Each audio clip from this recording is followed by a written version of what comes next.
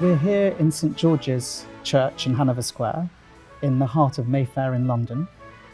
St George's Hanover Square was, of course, Handel's own parish church. He moved into this area in 1723 and lived in the house in Brook Street, which is now part of the Handel and Hendrix Museum.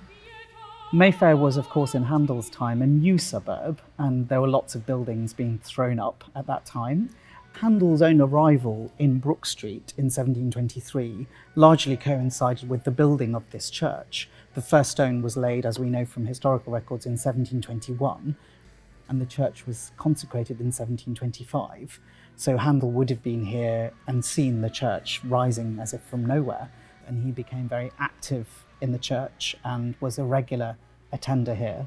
But Handel chose it as a place to live because it's very much a fashionable place where a lot of the aristocrats who were Handel's patrons lived.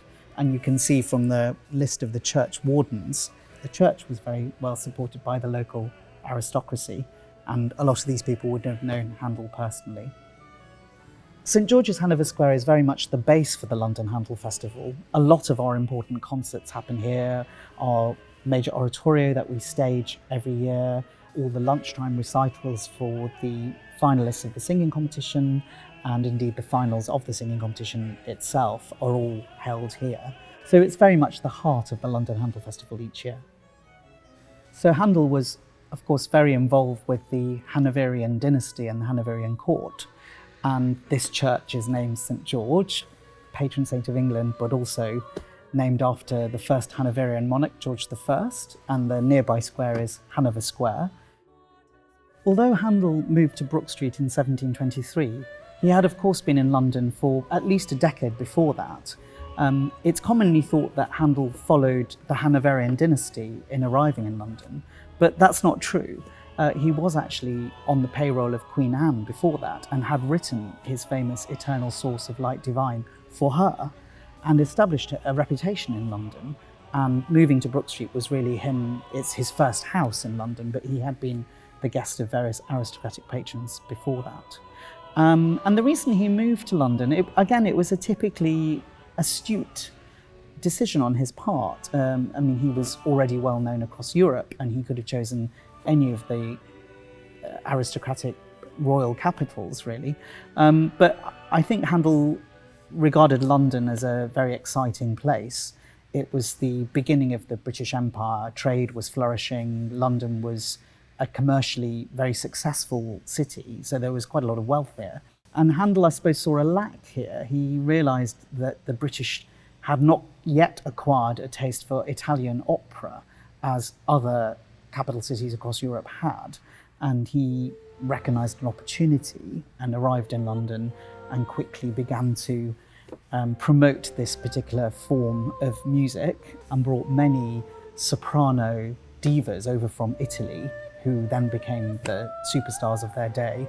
Divas and divos, in fact, because he also famously brought over a lot of castrati from Italy as well in the continent, which initially the Londoners fell in love with.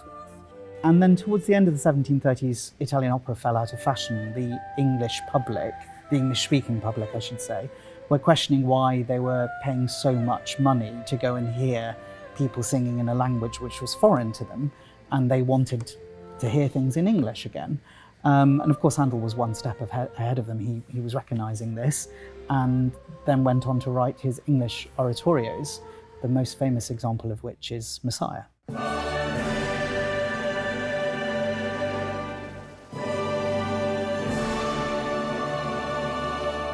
Handel has a reputation for being rather grumpy and cantankerous, which I think is a bit unfair. One of the most famous anecdotes about him is of him threatening to throw dangle a soprano out of the window because she wasn't doing exactly what he said. But a lesser known side to his character is how he really nurtured his artists and often brought artists who weren't well known to greater public recognition. And we like to think that we continue that tradition today in the London Handel Festival with our annual international Handel singing competition. We have young singers applying from all over the world to this competition, and the half a dozen or so finalists get to sing with Lawrence Cummings, our musical director, and the London Handel Orchestra here in this church. which is an amazing opportunity for these really talented young musicians to sing in the church where Handel himself worshipped. In addition to worshipping here, Handel would have played an important part in the music of the church. In 1725, when the parish wanted to elect an organist, Handel was approached to be on the selection panel and evidently declined on that occasion, and Mr. Rosengrave was appointed. And later on in 1744, when the church was seeking an assistant for Mr. Rosengrave, Handel was approached again, this time to write a subject for improvisation in the selection process. Although Handel was an active parishioner here at St George's and regularly attended services, the first payment we have from him for a pew isn't until 1755 in the church warden's accounts. And we question why that should be. The reason we think is because Handel was quite infirm towards the end of his life, and it might well be that he didn't need to pay for a pew, so in a way didn't need to guarantee his seat in the church until that time. So the church warden's accounts from 1755 are quite specific about Handel's contribution for his pew. We know that it was pew 43, but of course the present day pews at St George's are not the pews that Handel would have known. In Handel's time, as was the custom, there were box pews, but these current pews were put in 1871. So we can't have an exact record of where Handel would have sat, but what we can guarantee is that his spirit is very much in the church. And where anyone sits in the church, they can imagine themselves sitting in pew 43. Of course, towards the end of his life, Handel was losing his sight, and it would have been a struggle for him to get even from Brook Street to here to worship. And in fact, there's a rather touching story in the local London newspaper in 1756 of Handel being pickpocketed and having his watch stolen just outside the church. And we understand that a watch belonging to Handel is now in the Foundling Museum. Handel was, of course, a Londoner. He spent most of his adult life here in this great city. And these buildings are testament to his great legacy to us, his music, of course, but also his philanthropy, his entrepreneurial spirit. And I like to feel that every time we walk into a building that is associated with Handel, we're reminded of that. Handel has left us this incredible volume of work that continues to be performed, and every single amateur singer up and down the country will have sung Messiah several times in their lives. I sang it as a treble and then as a tenor, haven't quite made it to bass yet.